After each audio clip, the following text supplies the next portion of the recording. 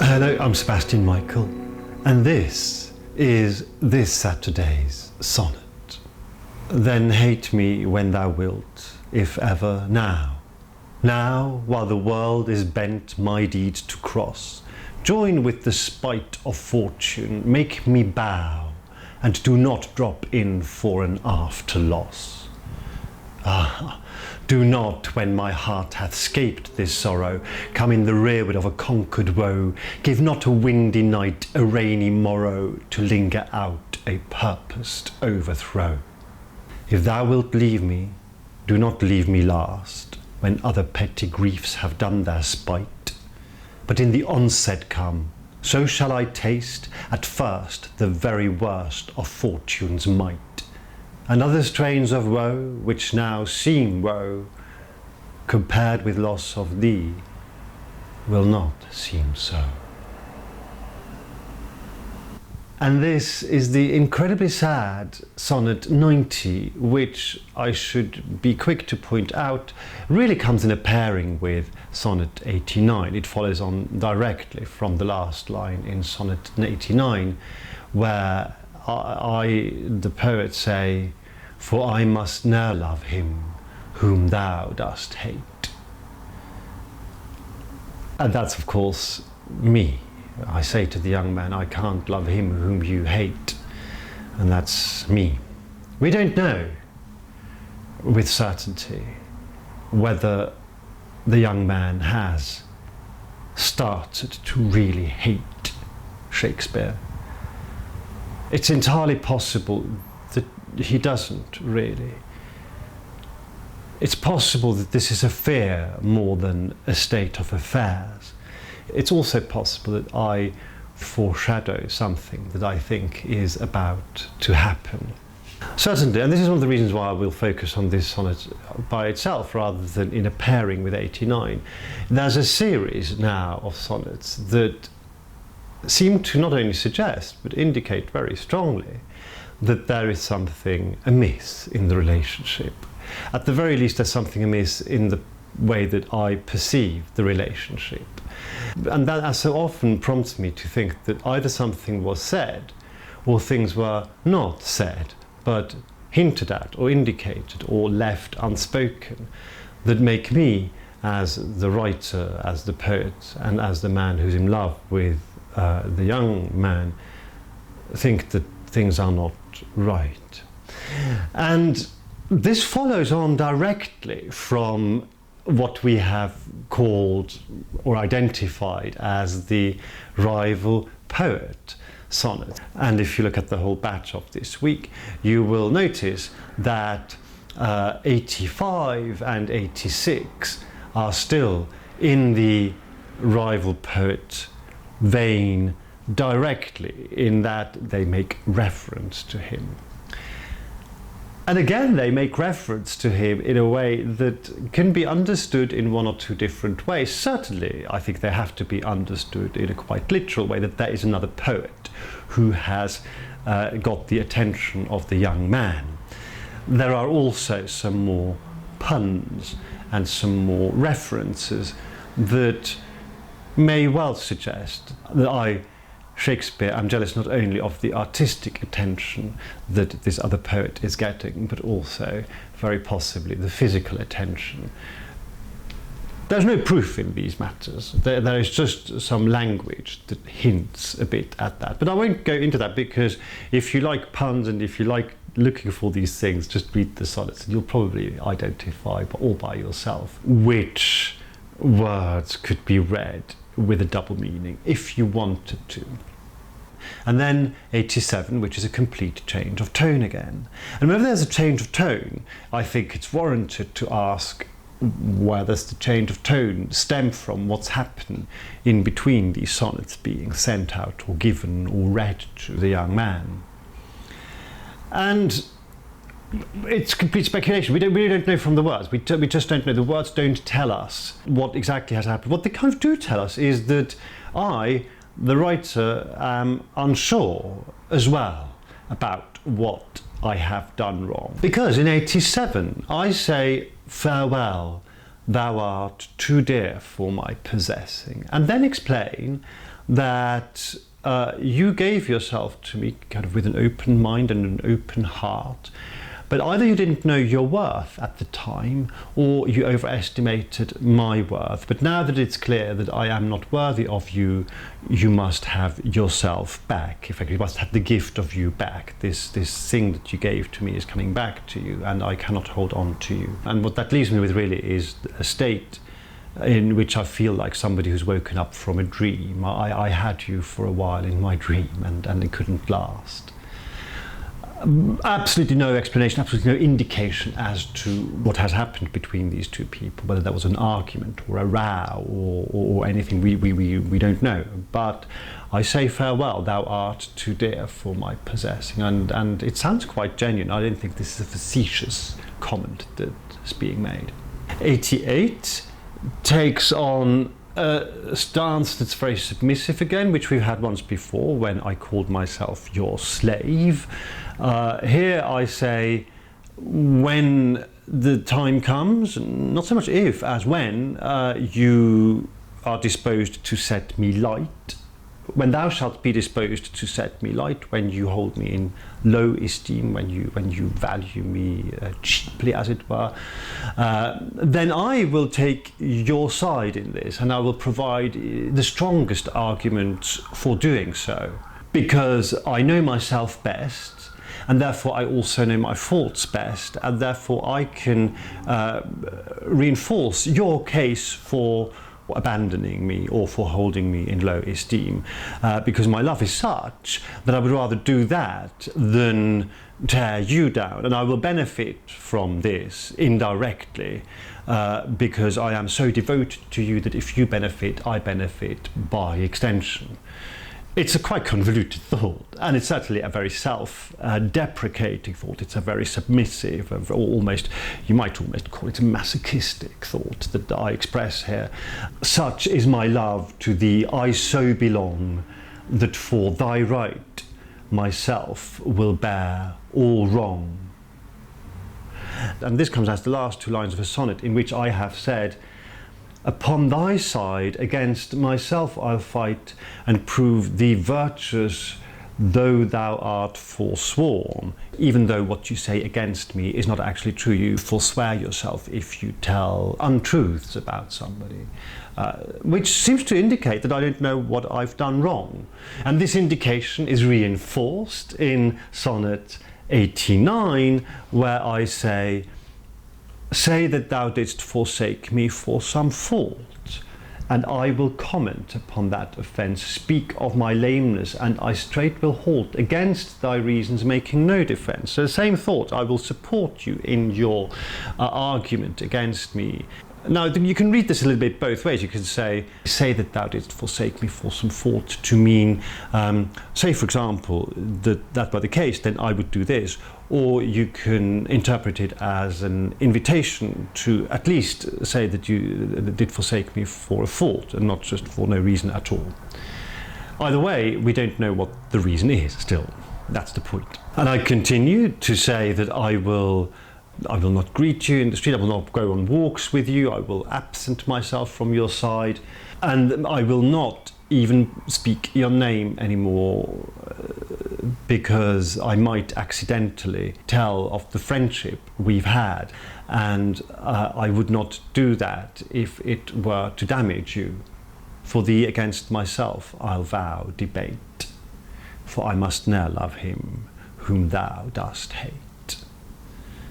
And then we're into Sonnet 90. So the progression goes from the appearance on the scene of a rival poet, who may also quite conceivably be a rival for the physical sexual affections of the young man. There is enough punning in some of these sonnets to at least think it a possibility.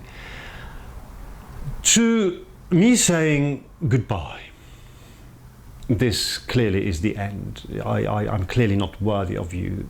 So I must have the impression that I'm not worthy of you. Because remember, there was a time when I rejoiced in just the thought of you, when the thought of you alone made me happy, made my spirit soar to heaven's gate. hate. There was a time when I suggested that my verse will make you live forever. In fact, repeatedly on numerous occasions I have suggested as much. So there were times when I did not consider myself to be worthless and my poetry to be worthless. But now I am dejected. I am in despair over this, clearly, and I am lost. I don't know what to do. And we don't know precisely why. There are various possibilities, and I have to stress that these are just possibilities. The words in this case, and we are going by the words. Our approach is to read what the words tell us and take that as the indication of what the sonnets are about. And here we are a little bit stranded because the words don't really tell us more than what we've got here, which is that I am in a state of disorientation and despair, and I am giving up on you. I think this is not going any further, at least at the moment. I fear that you either do hate me, or I at least posit the possibility that you may very soon hate me. And what could bring this about? Well, in a normal relationship, when I say normal, normal is a very, very relative term.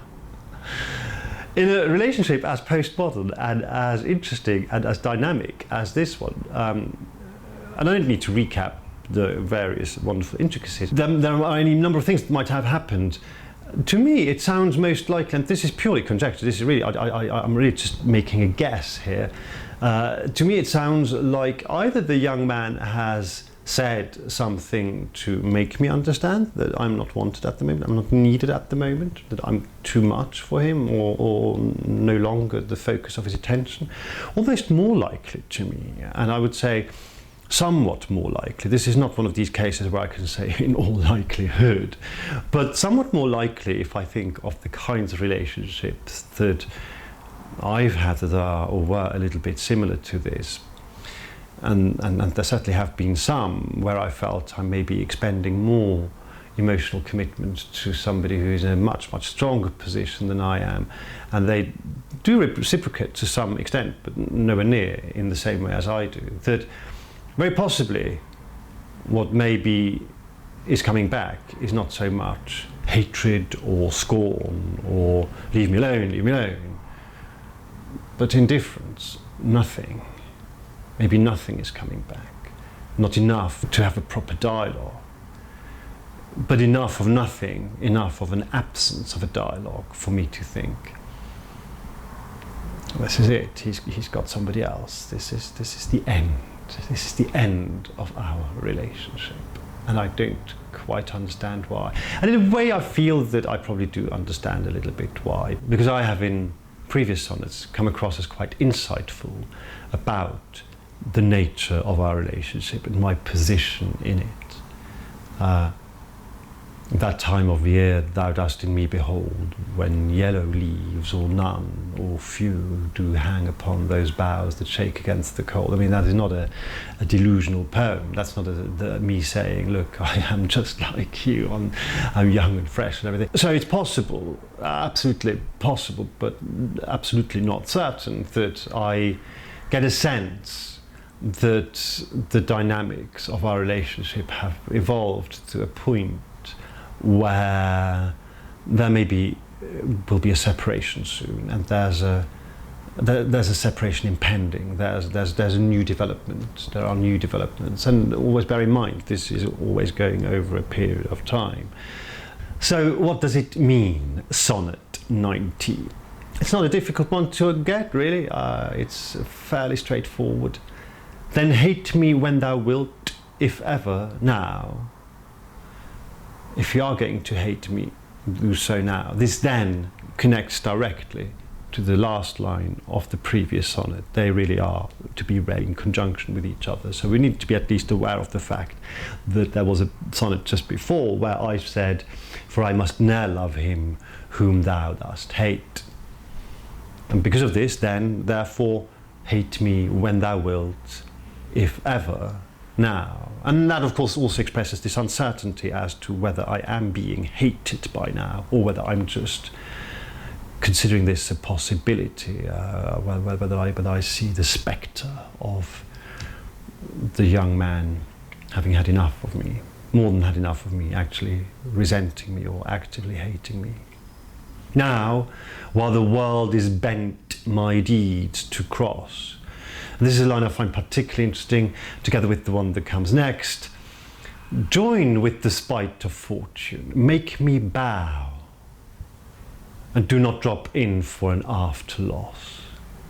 So now, while the world is bent my deeds to cross, now at this time, when the world seems bent, is intent on, seems to do everything it can, my deeds to cross me every step of the way, to cross my deeds, to annihilate, to nullify the things that I do, or legally speaking, to cross through the deeds that I write. But I think here's probably more of a sense in the deeds, the things that I do, they are being crossed. There's obstacles. Join with the spite of fortune. The spite of fortune is the ill will, the malice of fortune. Fortune not being good to me, fortune doing bad things to me, being spiteful to me. Join with that. Make me bow, humiliate me, degrade me, make me bow in front of this, under the burden of this. Otherwise, it's interesting because we've had indications before, I've mentioned this 2 or 3 times now, that this appears to be a period in William Shakespeare's life when he isn't a happy bunny so much, when things aren't going so well. And that's interesting, useful to know, because it makes it easier to locate or to time these sonnets where in Shakespeare's life they might approximately sit.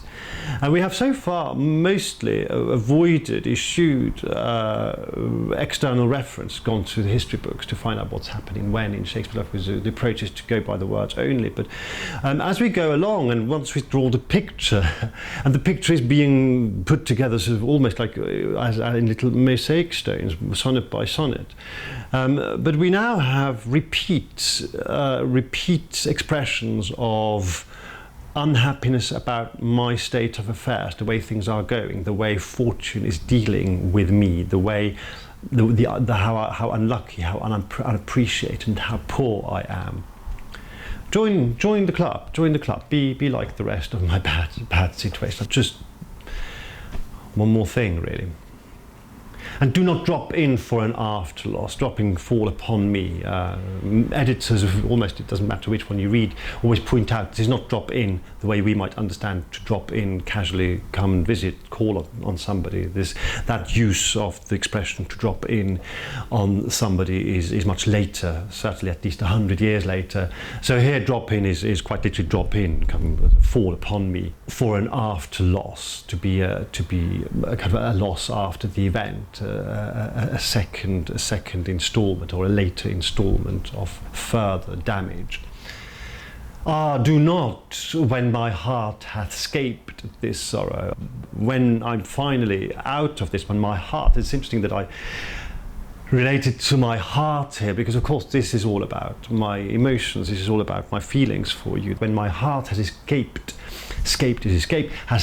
this sorrow, this woe, this worry that I have to deal with, this trouble. Do not, when I've done this, come in the rearward of a conquered woe, come like as a second line of attack, because I've conquered my woe, I've done the hard work, I've gone through the pain, I've survived it. And do not then, when I've done that, when I've been through everything, bring additional new woe on me by then hating me.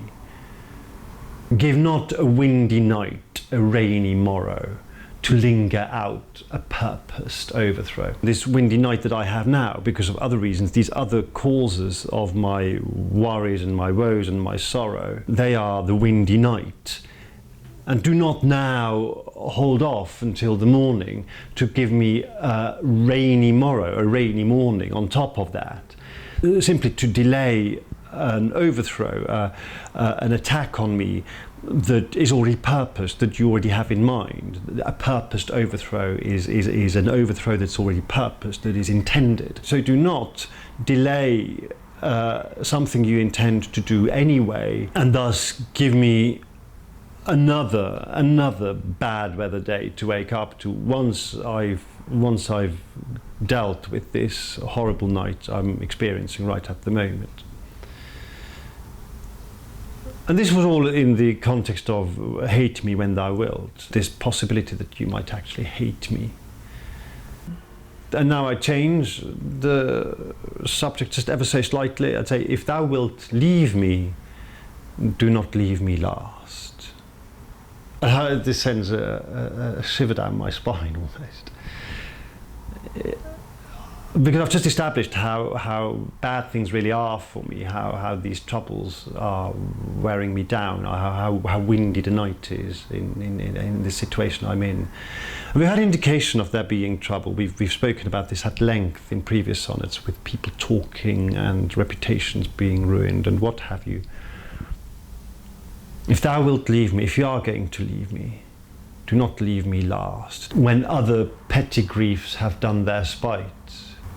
At a time when other small petty griefs have already done their damage, have already hurt and injured me. But in the onset come in the first wave of attack, now while everything else is happening, come in the first attack. So I shall taste at first the very worst of fortune's might. So that I get to taste, wonderful, I get to taste the worst right at the beginning. It's almost like, do you want the bad news or the good news? Give me the bad news first, get that out of the way. Nothing can then be any worse, and that's exactly what follows, of course. At the very worst of fortune's might, and other strains of woe, other types of worry that I may have, which to me now seem troublesome, woeful, stressful, to bring me down, compared with loss of thee. When I compare them to losing you, will not seem so, will pale into insignificance. They will not be woes anymore. It's a terrible poem in so many ways. It comes from, I think, again, the bottom of my heart. I don't think this is me pretending anything. There's a chance, there's a possibility that I'm being a little bit melodramatic again. I've done that once or twice before. And I'm only saying this here now, me as Sebastian Michael, I'm only saying this because I've sort of experienced that and observed it in relationships, that when somebody becomes unsure, I mean, I've teetered on this myself. Like, I don't think I'm quite so melodramatic, but I've teetered on doing this, but I've certainly experienced and witnessed other people doing this, that when they are unsure, especially when they're unsure, because once you tell somebody that this is the end, it has to stop, that's something you can really deal with. That's something you can kind of get on with and say, well, okay, I'm either going to fight this or I'm going to just get out of here, and that's it. But in the face of uncertainty, and there is a great deal of uncertainty built into the vocabulary here, it may well be that I'm essentially trying to provoke a response and say, look, if you hate me, then this is going to happen, hoping that he will say, of course I don't hate you, I've just not been, I just have that time to get back to you. I don't know whether you've experienced it. I've experienced it. I've been in a relationship where, oh my God, where if I wouldn't answer a text within like 2 or 3 hours, I would start getting these highly dramatic messages saying, effectively just to elicit a response from me. So it could be that. I think it's worth bearing that in mind. Human nature is a bit like that. If I don't get a response, if the other person is just really too indifferent at the moment, or too busy, or has other things on their mind, or has other people around them, and we know the young man has other people around them. I say so repeatedly. You are amongst other people, and I don't know what you're up to. So this could well be me, Shakespeare, crying out for a proper response and for reassurance. So the if you hate me, or if you leave me, when you hate me, this may well not be me saying, you're actually in the process of doing so, or you've actually said so. This may well be me trying to elicit a response from the young man for him to say, no, of course not, darling, you're all right, sorry, I was just busy, I will get back to you, let's have dinner, come over, it'll be lovely to see you. Could be, we don't know.